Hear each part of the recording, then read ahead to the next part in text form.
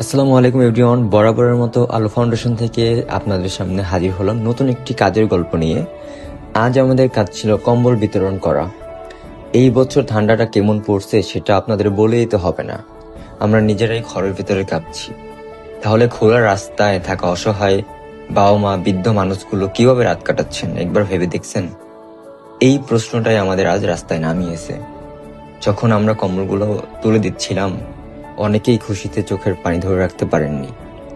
এই কান্নাটা যদিও কষ্টের না, এই কান্নাটা একটু উষ্ণতার, একটু নিরাপত্তার।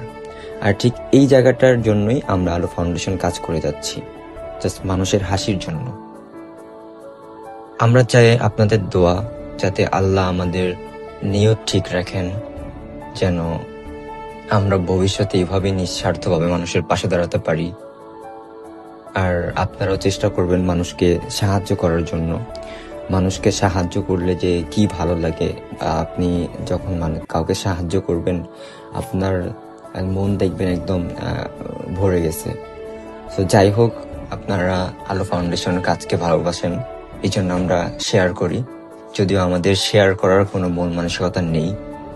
আর হ্যাঁ, অবশ্যই ভিডিওটা যদি ভালো লাগে অবশ্যই একটা শেয়ার করবেন, কারণ হতে পারে আপনার এই একটা শেয়ারের কারণে আরেকজন বৃদ্ধ মানুষদেরকে সাহায্য করতেছে। তো এই জন্যই শেয়ার করার কথা। যাই হোক, ভালো থাকবেন, সুস্থ থাকবেন এবং নিজের খেয়াল রাখবেন। আল্লাহ হাফেজ।